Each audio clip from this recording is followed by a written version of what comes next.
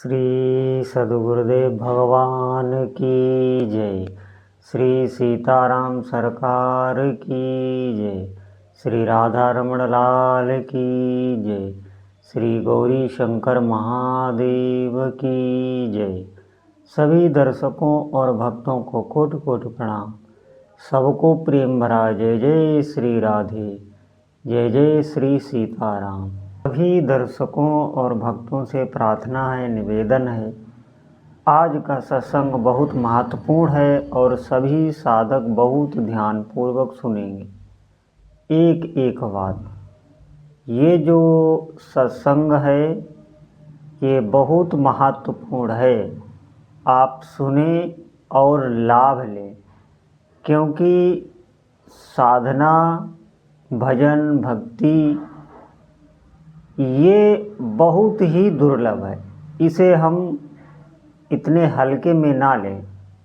जैसे जिस तरह हम इस संसार में धन अर्थ कमाने में और शारीरिक पालन पोषण में लगे हुए हैं, इसका फल यही है कि हमें भगवान की भक्ति प्राप्त हो।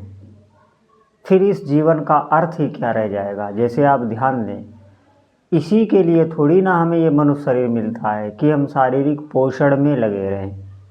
आप ध्यान दें, ये पशु भी करते हैं, उनके लिए शास्त्र नहीं है, शास्त्र हमारे लिए। अब आप बहुत एकाग्रता पूर्वक सुनिए।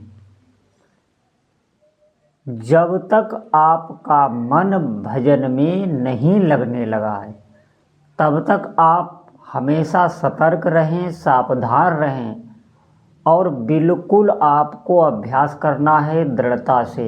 इसी को पुरुषार्थ कहते हैं, इसी के लिए ये मनुष्य जन्म मिलता है। भगवान आपके लिए सब व्यवस्थाएं करते हैं। क्या नहीं दिया प्रभु ने आपको? शरीर दिया है, शरीर की संभाल करने के लिए, रक्षा करने के लिए आपको आपका परिवार दिया है, धन संपदा, सब कुछ भगवान ने इस संसार में दिया, इसीलिए कि आप इस पुरुषार्थ को करें। इस मन को भजन में या भगवान के चिंतन में तल्लीन कर दें, तो फिर अब आपका आगे का मार्ग खुल जाएगा। इसलिए मनुष्य जन्म मिलता है। ध्यान देना, आप देखना, जैसे आप किसी मंदिर में दर्शन करने के लिए जाएं या आप किसी संत दर्शन के लिए जाएं या आप भजन में बैठें, तो आप देखना, आप शरीर से तो वहाँ बैठे हैं, लेकिन मन आपका लगा हुआ है, संकल्प विकल्प कर रहा है, बहुत प्रकार के संसार में वो बहुत प्रकार के चिंतन कर रहा है।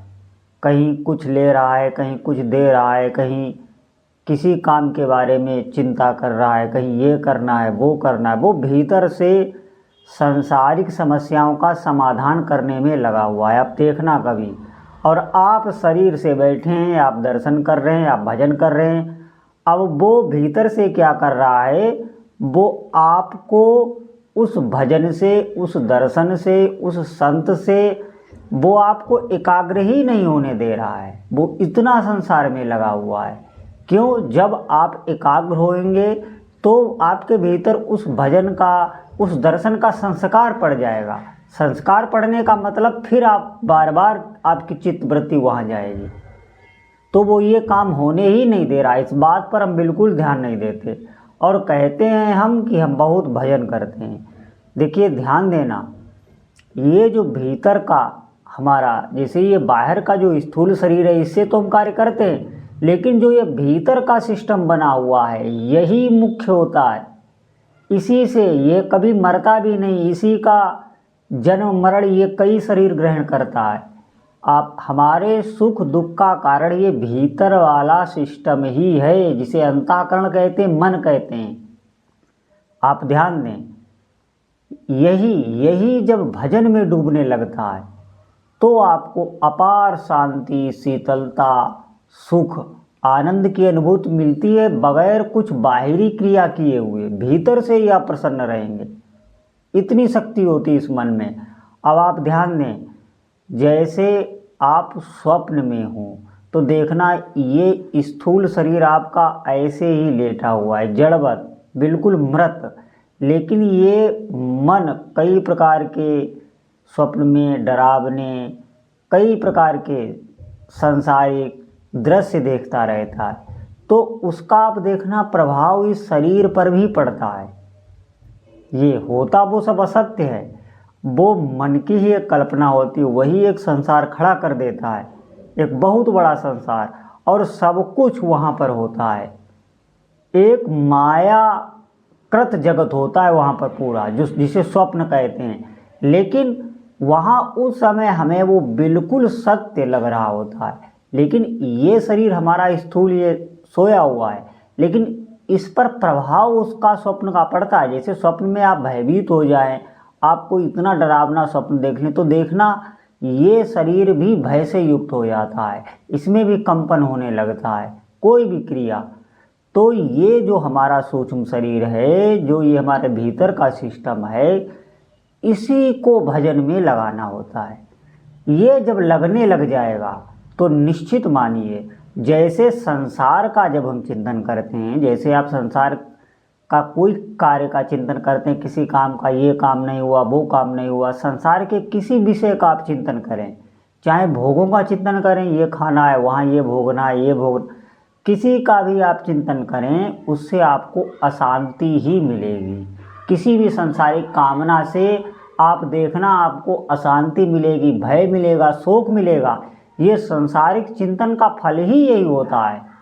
और यही जब भगवान का चिंतन होने लगता है, भगवान की लीलाओं का, भगवान की लीला में साक्षात आप प्रभु के दर्शन कर रहे होते इसी मन से, और कई प्रकार की उनकी लीलाओं में आप जैसे सांसारिक चिंतन होता है, ठीक ऐसे ही प्रभु का चिंतन होने लगता है इसी अंतःकरण से। तो वहाँ पर क्या होता है, उससे हमारे इसी शरीर को शीतलता, आनंद की अनुभूति होती है, परमा आनंद में आप निमग्न रहेंगे, जबकि बाहरी कोई भी क्रिया की आपको कोई आवश्यकता नहीं।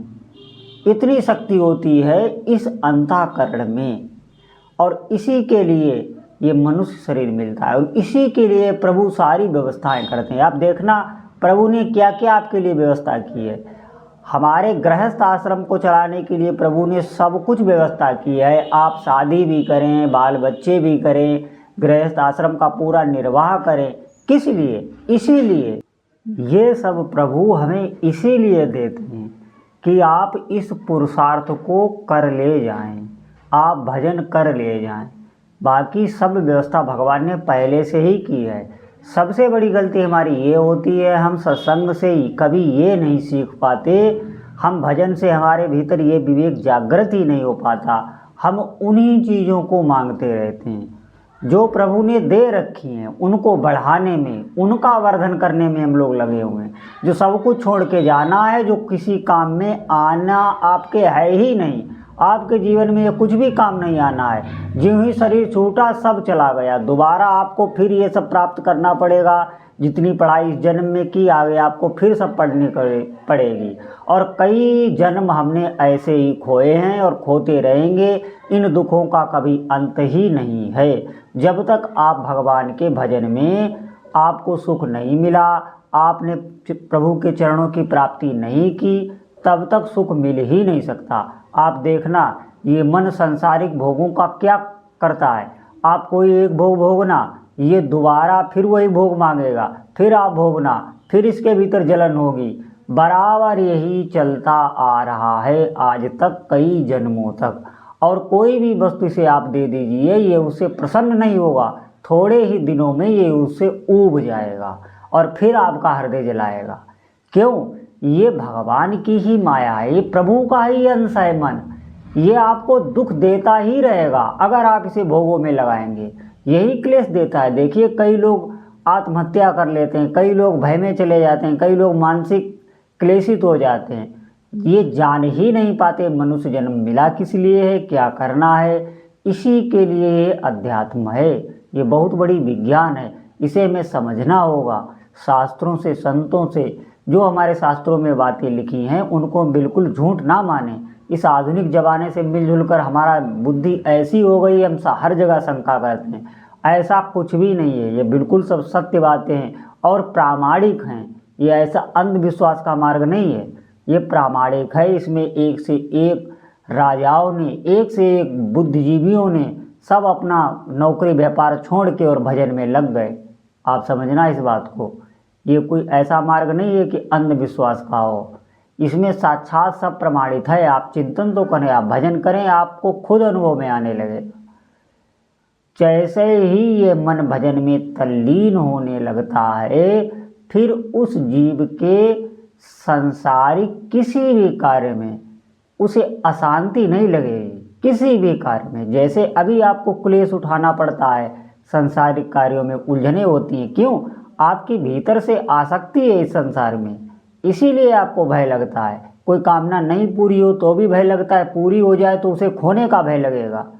लेकिन जब आप भजन में तल्लीन होने लगेंगे तो ये सब विकार आपके नष्ट हो जाएंगे।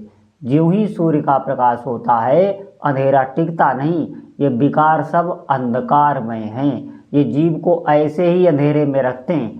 काम क्रोध लोभ मोह, आप इन्हें क्या, आपने इनका नाम सुना है केवल, लेकिन इनका आपने न तो अनुभव किया है, न इनका प्रभाव जाना है, ना आप ये जान पाते हैं ये हैं क्या। आप भजन कीजिए तल्लीनता से, भले अभी आपका मन नहीं लग रहा, वो जाता है संसार में, तो आप खूब दृढ़ता से भजन कीजिए। जितना आप अधिक भजन करेंगे, आप वाचिक जप कीजिए। वाचिक जप आपका मन खींच लेगा, आप अधिक जप कीजिए। जप में बहुत सामर्थ्य है, जप बलात् आपके मन को घसीट लेगा। ये नहीं है कि अब आप कहें कि हमारा मन नहीं लगता तो हम जप छोड़ दें, नहीं, आपको लगना पड़ेगा। मैंने कहा इसमें समय लगता है। आप वाचिक जप कीजिए, अधिक से अधिक वाचिक जप कीजिए।